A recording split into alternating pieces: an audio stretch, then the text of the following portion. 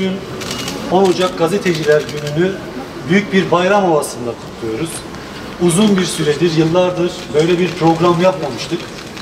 Sayın Valimiz başta olmak üzere belediye başkanımız ve Sayın Rektörümüzün desteğiyle bugün etkinliklerin ilki olan gazeteci gözüyle Ağrı fotoğraf sergisiyle inşallah etkinlik programımızı başlatmış olacağız. Yine akabinde Sayın Valimizin ilk protokolüne ve gazeteciler onuruna vereceği yemekte sizlerle keyifli bir gün yaşamak istiyoruz. Bugün de başarılı olan gazeteci arkadaşlarımızın ödül töreniyle arkadaşlarımızı şevklendirmek, mutluluk katmak istiyoruz. Yine yetiştirebilirsek inşallah akşam saatlerinde Hayati İnanç hocamızın söyleşisiyle de gecenizi keyifli geçmesini umut edeceğiz. Ya İlahel Alemin, bugünümüzü, bu sergimizi hayırlara vesile eyle ya Rabbi. Amin. Hakkı hak olarak görüp, hakka tabi olmayı, batılı batıl olarak görüp, batıldan içtinab etmeyi bizlere nasip eyle ya Rabbi. Cemiyetimizin ve cemiyetimizin genç, heyecanlı üyelerinin, gazetecilerin gayretiyle, çabasıyla güzel bir program hazırlandı. O programda sizlerle bir araya gelmenin mutluluğunu hepimiz taşıyoruz. Ben uğruna günler ayrılan kitlelerin yılın her günü aynı önemde anılmasını, onlara aynı önemin, aynı kıymetin verilmesini savunanlardanım. Dolayısıyla gazetecilerimiz toplumun sağlıklı, doğru haberleri alması için çok önemli bir meslek grubudur. Ve çok zor şartlarda fedakarca görevlerini sürdürmektedirler. Ben bu vesileyle hem bu programı hazırlayan, hazırlanmasına vesile olan tüm arkadaşlarımızın, kardeşlerimizin hem de zor şartlarda fedakarca ülkenin dört bir yanında görevini doğru haber için, toplumu doğru yönlendirmek için, doğru bilgilendirmek için ve demokrasinin işlerliğini sağlayabilmek için fedakarca görev yapan tüm gazeteci arkadaşlarımızın 10 Ocak Çalışan Gazeteciler Günü'nü tebrik ediyorum. Sergimizin ve programımızın hayırlara vesile olmasını diliyorum. Buyurun.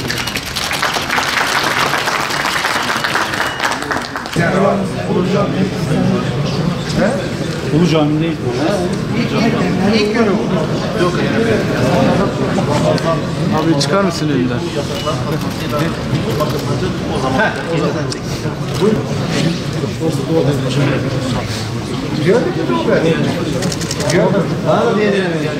O madene giderken derenin korusu var. Suya girdik ya. Çok güzel yakaladık. Çünkü benim fotoğrafım.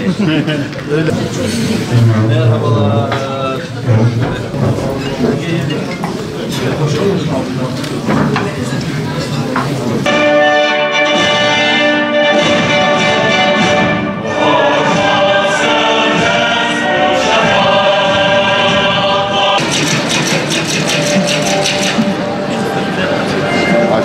Aç, gözlere bak.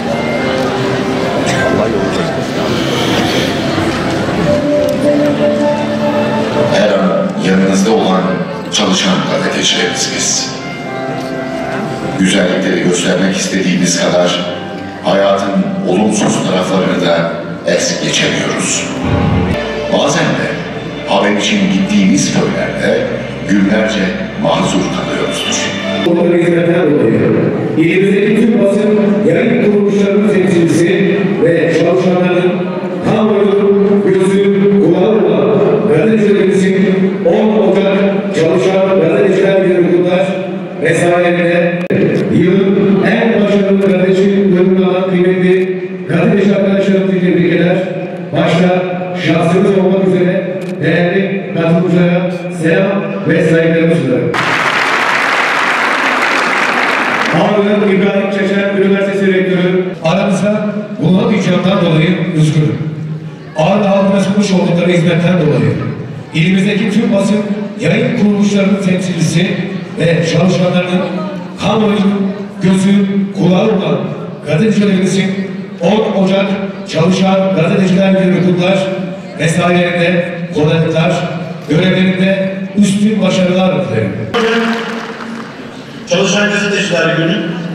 Bu vesileyle tabii ki bizler Ağrı'da görev yaptığımız dönem kadarını biliyoruz ama arkadaşlarımızın da bize aktardığı kadarıyla Ağrı'da daha önce çok fazla benzeri gerçekleşmeyen bir birlik ve beraberlik duygusu içerisinde cemiyetimiz tarafından bir dizi etkinlik düzenlenmek istendi. Bu konuda gayet iyi niyetli bir şekilde kurum kuruluşlarımızı ziyaret edip kendilerine destek olup alamayacağımızı sordular. Buradaki genç, hevesli, gayretli, yani zaten oldukça profesyonel olan bu ekip bizde büyük heyecan uyandırdı. Hem bizler, hem belediyemiz, hem üniversitemiz, diğer kurum kuruluşlarımız buna heyecanla karşıladık. Ve bugün burada gerçekten bir takım aksamalara rağmen, bir takım bulunduğumuz coğrafyanın getirdiği doğal zorluklara rağmen güzel bir program icra ediyor olmanın mutluluğunu taşıyoruz. Burada bu meslek, gazetecilik, malumunuz olduğu üzere çoğulcu toplumun, demokratik toplumun en önemli müesseselerinden bir tanesi. İyi bir basın olmazsa, kaliteli bir basın olmazsa, dürüst, ilkeli ve tarafsız, objektif bir basın olmazsa, bu müessesenin yokluğunda sağlıklı işleyen bir demokrasiden, sağlıklı işleyen modern bir yönetimden bahsetmek mümkün değil. Tabii ki diğer birçok kurum ve kuruluşun karşılaştığı modern çağın sınamaları, zorluklarıyla basında, gazetecilerimizle karşı karşıya. Özellikle bilgi iletişimin çok geliştiği, teknolojinin çok geliştiği ortamda alanında ilgili olmayan kişilerin de özellikle bilgi paylaşımı konusunda çok ciddi argümanlara sahip olması, imkanlara sahip olması bu mesleğin icrasını gittikçe zorlaştırıyor. Ama birçok kurum kuruluş olduğu gibi basının da, bu camianın da, gazetecilerimizin de bu zorlukların üstesinden geleceğine, profesyonelliğin burada yine üstün gelip diğer bütün aksaklıkları ortadan kaldıracağına inancımız sonsuz. Vatandaşımızın doğru bilgiye erişmesi, zamanında erişmesi ve bu bilgiden istifade edebilmesi için biraz önce bahsettiğim dürüst, ilkeli, tarafsız gazetecilik çok önemli. Böyle güzel şeylerle anılmak, birlikte olmak bizim için de sizin için de çok önemlidir. Ben her zaman Ağrı'nın böyle güzel aktivitelerle, güzel görkemli konferanslar olsun, sanatçılar olsun, tiyatro olsun, bu gibi konularla Ağrı'nın gündeme gelmesi bizim için çok önemlidir. Öğrenci kardeşlerim, Ağrı'lı hemşehrilerim içinde hem bir eğlence kaynağı, hem bir dinlenme, hem bir ders alma, hem bir şeyler öğrenme, tecrübe etme adına önemlidir. Bugün 10 Ocak Çalışan Gazeteciler Günü. Ben de bütün gazeteci kardeşlerimi saygıyla, sevgiyle selamlıyorum. Başta başkanları Ahmet Genç olmak üzere Ağrı'daki bütün gazetecilerin çok önemli çalışmalar yaptıklarını, her anlamda bize yardımcı olduklarını görüyoruz, yaşıyoruz. Umuyorum ve diliyorum ki Ağrı'daki bütün gazeteciler birleşsin. Gazetecilik, halkımızın haber alma haklarını kullanmasına yardımcı olmak amacıyla doğru haber verme, tarafsızlık, objektiflik, özel hayata ve kişilik haklarına saygı gibi değerler ülkesinde barındıran önemli bir meslektir. Gerçek basın mensuplarının mesleklerini bu değerleri bağlılıkla devam ettireceklerine inanıyorum. İşte ilk videomuz ve ilk ödülümüzü alacak olan gazeteci arkadaşımız.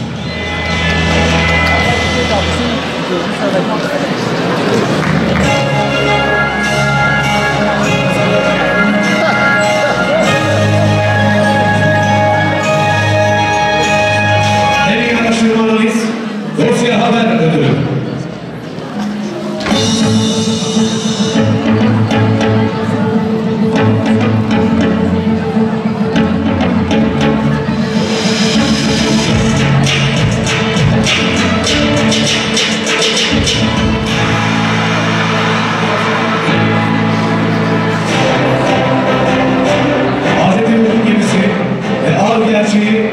İlçe Haber Ajansı'ndan Sayın Ömer Büyüzer.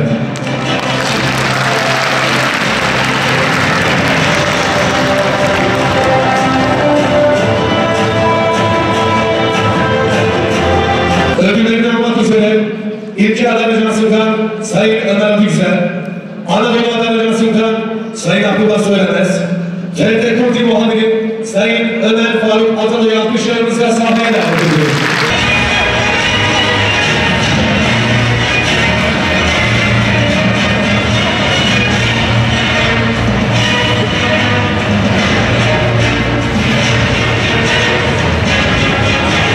Ve ileride çok başarılı imza atacağına inandığımız genç arkadaşlarımız için düzenlediğimiz teşvik ödüllerini almak üzere Sayın Ümit Ortan'ı, Sayın Muhammed Yıldız'ı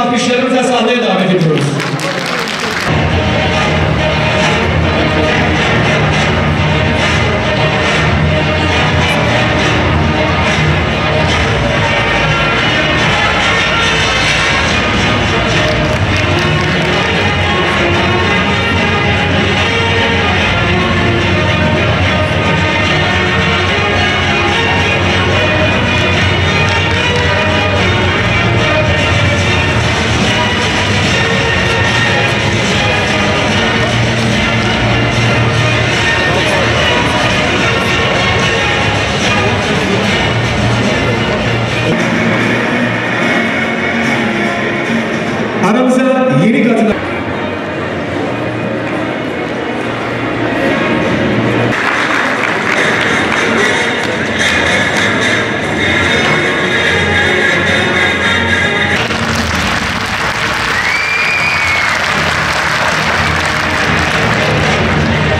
yaklaşık 50 yıla yakın hizmette bulunan çok saygıdeğer üstadlarımız Sayın Aydın Kazar ve Sayın İsmail Durak.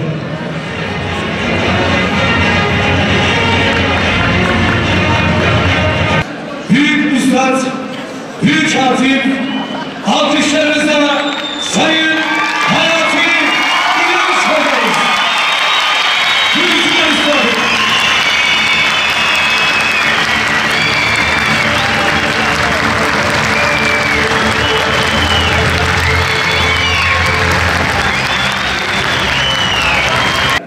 Yani ben hizmet yolundayım. Adam gibi bir yoldayım yani. Bana lazım olan iki şey. Yumuşak bir kalp, sert basan ayak. Kalbinler o tespit çekiyor. Duruma göre yani. Ya büyük kapıdan istiyorsun ya. İste ya Allah Allah. O da istemiş. Elini yüzüne sürmeden aklı başına geldi herhalde. Ama bu sefer değil de. Şu kul, yani şu Müslüman samimiyeti mezar taşında yazıyor bu mısralar. Kendi şiirini mezar taşına yazmışlar, tam da isabet. Necip Fazıl merhumun hocasının hocası. Abdülhakim Arvasi Hazretleri'nin hocası Seyyid Fehim Arvasi Hazretleri. Kendi hocası Taha-i Hakkari Hazretlerine gidiyor. Bana ciddi bir moral oldu tabii. Arap şairini getirdi hatırıma. İsbir ala ahvaliha la murta illa bil ecel diyor. Şair. Tercüme ediyorum. Dünyanın hiçbir hali seni korkutmasın. Yok harp oldu, yok darp oldu, salgın oldu, bilmem ne falan. Adamın elinde makineli var. Ne varsa var. Ecelim geldi mi gelmedi mi? Mesela benim ecelim gelmediyse o iş yürümez. Bakarsın tutarın eceli gelmiştir. O düşer. Sana da cenaze kaldırmak düşer.